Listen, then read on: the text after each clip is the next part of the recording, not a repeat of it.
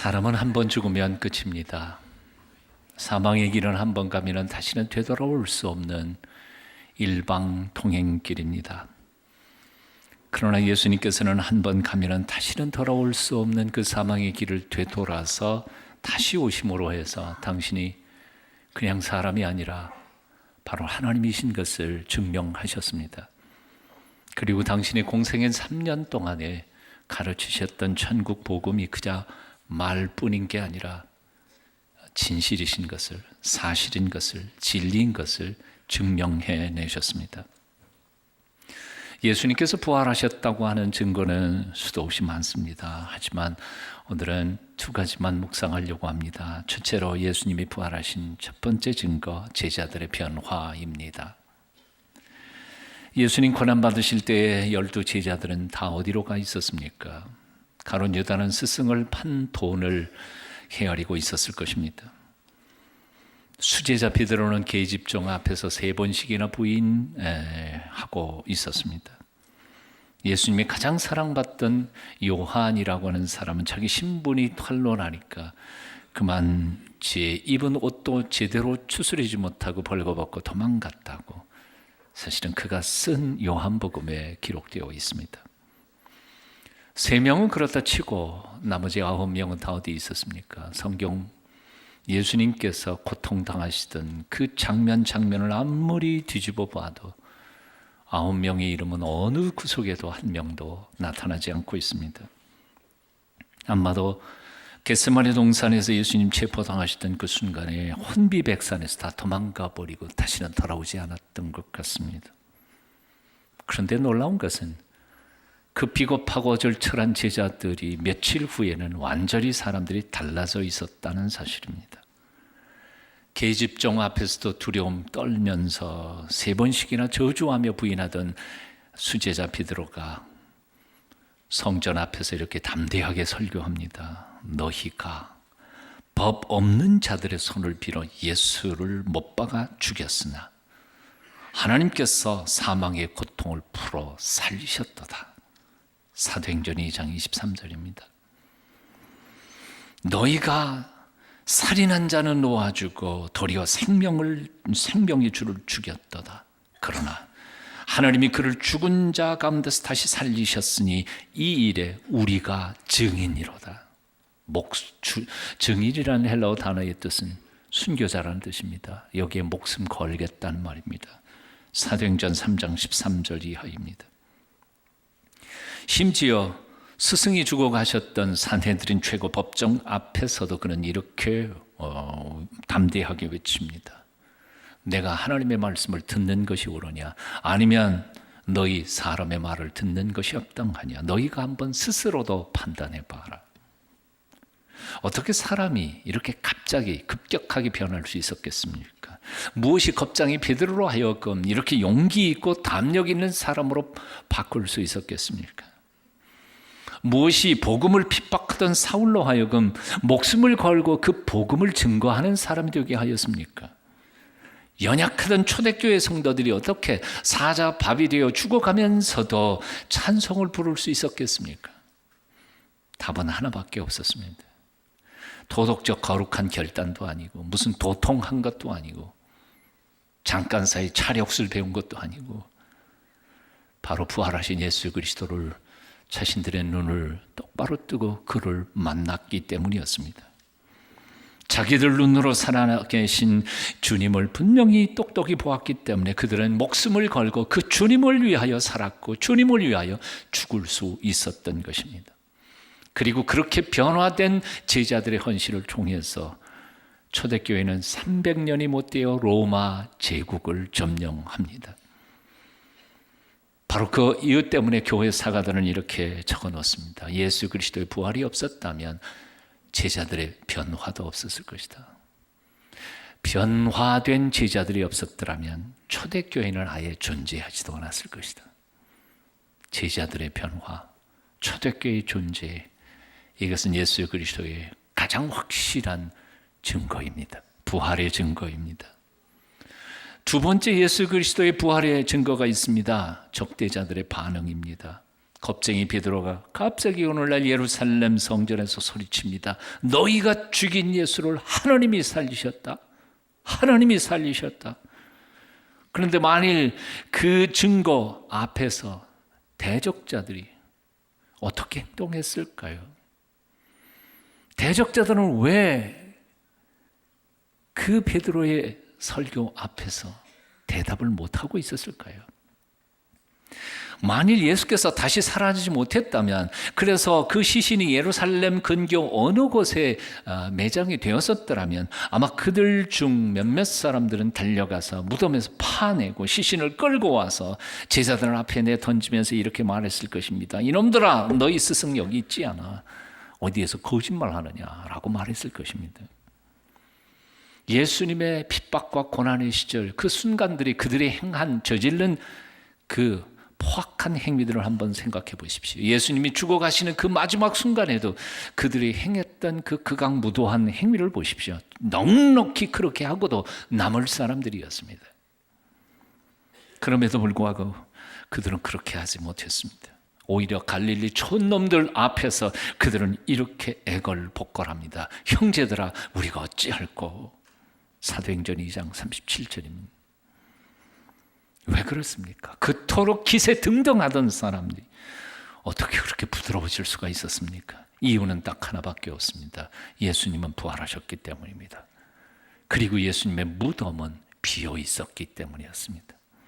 예수님의 부활은 그때 당시에 제자들에게나 아니면 적대자들에게나 너무나 분명한 사실이었기 때문에 그렇습니다. 부활 사건이 있은 지 30여 년이 지나 사도 바울은 고린도 교회에 편지를 보냅니다. 그리고 그 편지 속에서 그때 당시에 부활하신 예수님을 만났던 사람들, 목격자의 목록을 소개하고 있습니다.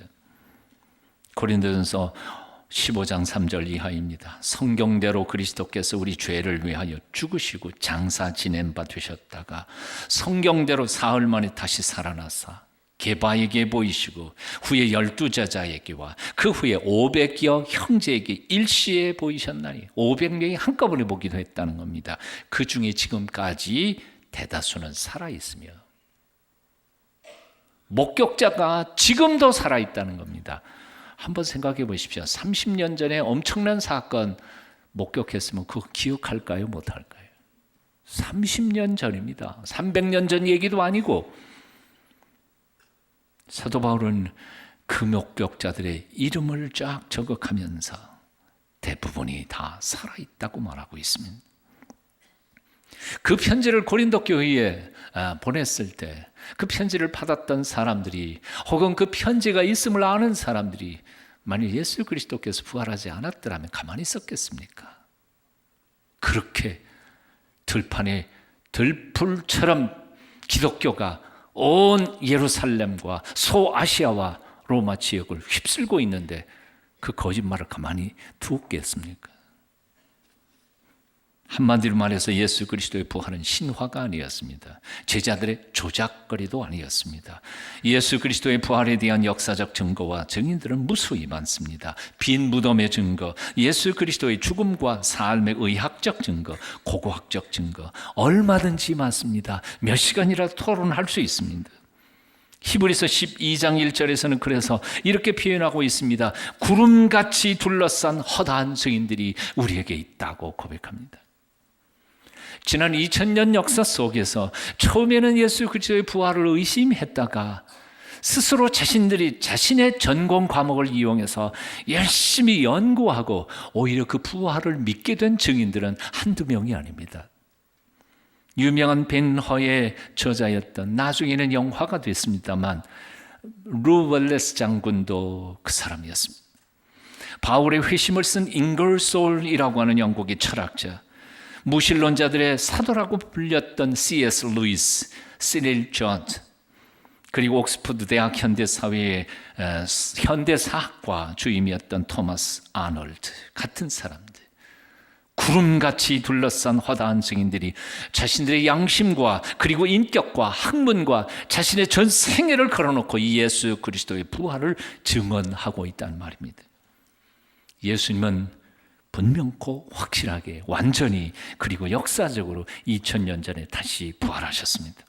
다시 살아나셨을 뿐만 아니라 2000년 역사를 이어오면서 이 역사와 교회의 주인이 되시고 교회의 머리가 되시면서 지금도 영으로 우리 가운데 오셔서 우리의 선한 목자가 되십니다. 부활에 대한 가장 위대한 논증인 고린도전서 15장을 쓴 사도 바울은 그래서 그 15장의 결론 부분에서 이렇게 적고 있습니다. 그러므로 내 사랑하는 형제들아 견고하며 흔들리지 말며 항상 주의 일에 힘쓰는 자들이 되라. 사랑하는 형제자매 여러분, 이 부활신앙에 견실하십시오. 흔들리지 마십시오. 주님이 맡겨주신 일에 게으르지 마십시오. 더욱 힘쓰는 사람들이 되십시오. 왜냐하면 우리가 주님의 일, 그 영광스러운 이름을 위하여 헌신하고 일하는 것 결코 헛되지 않을 것을 우리는 믿기 때문에 그렇습니다. 12 제자 중 하나였던 도마는 처음에 부활하신 예수님을 만나지 못했습니다. 그래서 그는 이렇게 장담했습니다. 내가 그 손의 못자국을 보고 내 손가락을 옆구리에 찔러 넣어 보기 전까지는 나는 예수 그리스도의 부활을 믿지 않겠다. 믿을 수가 없다. 실증주의자였습니다. 8일 후에 예수님께서 나타나셔서 도마에게 내 손가락 여기다 만져봐라. 손가락을 밀어서 내 옆구리에 찔러 보아라. 그리고 믿음 없는 자가 되지 말고 믿는 자가 되어라. 말씀하실 때 도마는 그의 앞에 엎드려 고백을 할 수밖에 없었습니다. 나의 주, 나의 하나님이십니다. 이 고백은 제자가 스승에게 하는 게 아닙니다. 종이 주인에게 하는 것도 아닙니다. 이것은 피조물인 인간이 창조주 하나님 앞에 토해놓는 신앙 고백입니다. 예수님이 부활하시기 전에는 예수님은 훌륭한 선생님, 참으로 존경하는 랍비였습니다. 하지만 죽음을 이기고 다시 살아나셔서 도마 앞에 서 계신 예수 그리스도는 더 이상 스승이 아닙니다. 바로 인간의 생사와 화복을 주장하시는 참 하나님, 살아계신 하나님이셨습니다. 그래서 그는 그에게 고백하기를 나의 주님이시며 My Lord, My God, 나의 하나님이십니다. 사랑하는 여러분, 오늘 이 아침에 여러분에게 묻습니다. 여러분에게 예수 그리스도는 어떤 분이십니까? 4대 성인 중에 한 분이십니까? 도덕적 스승이십니까? 예수님의 가르침을 잘 지켜 행하면 착한 사람이 되고 세상도 좀 착한 윤리적 사회가 될 것 같습니까? 그리고 끝입니까? 아니면 죽음을 이기고 다시 살아나 오늘도 영으로 우리 가운데 오셔서 우리의 인생을 선한 길로 인도해 주시는 선한 목자이심을 믿으십니까? 김동길 교수의 글 중에 이런 글이 있습니다. 역사상 훌륭한 위대한 스승들이 있었습니다. 소크라테스, 석가, 공자 같은 사람들입니다. 이들이 훌륭한 분들이면 틀림이 없었으나 인간이라는 점에서는 우리와 조금도 다를 바가 없습니다. 역사에는 머리가 비상한 사람들이 많이 다녀갔습니다. 아리스토텔레스, 뉴턴, 아인슈타인 같은 이들입니다. 그들은 다 천재라고 해도 좋을 만큼 놀라운 재능을 가지고 태어났습니다. 그러나 그들도 인간이라는 점에서는 우리와 똑같습니다. 또 역사에는 무서운 권력을 휘둘렀던 알렉산더 대왕, 시저, 나폴레옹 같은 제왕들도 있었지만 어느 누구도 인간이라는 점에서는 예외일 수가 없었습니다. 하지만 역사 속에 단 한 분 예수 그리스도는 한 인간이라고 하기에는 도저히 이해할 수 없는 분이셨습니다. 제 정신으로는 내가 곧 길이요 진리요 생명이니 나를 믿지 않고는 아버지께로 돌아올 자가 없다. 내가 하나님이다. 내가 아버지다. 말씀하실 수 있는 분은 역사 속에 단 한 분 바로 예수님밖에는 없습니다. 그분은 오늘 부활하신 부활의 주님이십니다. 유명한 신학자 한스 요아킴이라고 하는 분이 강연 중에 신학에 있어서 가장 중요한 핵심, 중심에 있어야 하는 신학의 학문은 기독론이라고 주장을 했습니다. 그의 친구이자 그리고 같은 동료 신학자에 있던 칼 바르트가 그 다음 순서에 나와가지고 이렇게 말했다고 합니다. 저도 한평생 기독론을 공부했고, 그리고 기독론이 신학에 있어서 얼마나 중요한지는 잘 알고 있습니다. 하지만 신학에서 핵심구와 그리고 중심에 있어야 하는 것은 기독론이라고 하는 학문이 아니라, 교리가 아니라, 오늘도 살아 계셔서 우리와 함께 지금 계시는 인격이신 예수 그리스도, 바로 그분이십니다. 신앙생활의 가장 중요한 핵심은 교리가 아니란 말입니다. 신학이 아니란 말입니다. 교파도 아니고 예배 형식도 아니고, 창세기부터 요한계시록까지 수만 번을 읽었다 할지라도, 아니 그 66권을 다 암송했다 할지라도 그게 구원과 상교에 있는 게 아니란 말입니다. 오늘 눈에는 보이지 않지만 오늘도 예배 가운데 오셔서 우리의 예배를 받으시며 우리의 선한 목자가 되셔서 우리를 만나주시는 살아계신 주 예수 그리스도, 그분과 나와의 관계가 중요하다는 것입니다. 오늘 그분은 여러분과 어떤 관계에 있습니까? 그분 살아계신 하나님이신 거 분명히 믿습니까? 그리고 그분이 나의 주님이신 것을 믿습니까? 죽음을 이기고 다시 살아나신 그 하나님이 나의 주님, 나의 하나님이 되시기만 한다면 사실 내가 겪고 있는 이 어떤 고난과 역경, 어려움도 걱정할 것이 없다고 믿습니다. 그 주님은 약속하셨습니다. 너희는 마음에 근심하지 말라. 하나님을 믿으리 또 나를 믿으라. 이 믿음이 여러분의 믿음이 되시기를 축원합니다. 영국과 프랑스가 전쟁을 할 때 영국 함대가 거의 패전 직전이었습니다.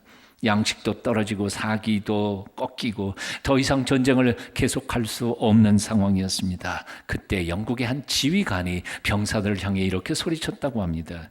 We are with Nelson. 넬슨 제독이 지금 우리와 함께 계시다. 역전의 용사 명장인 넬슨이 우리와 함께 있으니 우리는 반드시 이길 것이다.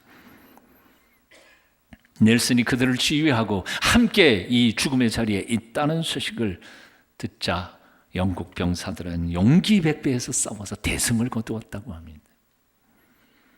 오늘 우리와 함께 계신 분이 누구십니까? 우리 인생살이 결코 쉽지 않습니다. 만만치 않습니다. 정말 힘듭니다. 먹고 살기 너무너무 힘듭니다. 하지만 우리와 오늘 함께 계시는 분이 넬슨 제독도 아니고 이순신 장군도 아니라 바로 살아계신 하나님, 그분이 우리와 함께 계십니다. 그러므로 우리는 반드시 이길 것입니다. 우리는 넉넉히 이길 것입니다. 로마서 8장 37절은 이렇게 말씀합니다. 그러나 이 모든 일에 우리를 사랑하시는 이로 말미암아 우리가 넉넉히 이기느니라. 이 믿음이 여러분의 믿음이 되시기를 바랍니다. 주저앉았던 자리에서 다시 일어서십시오. 당당하게 살아가십시오. 세상을 이기십시오. 하나님의 거룩한 아들과 딸들로 남은 생애를 살아가시기를 축원합니다. 기도하겠습니다.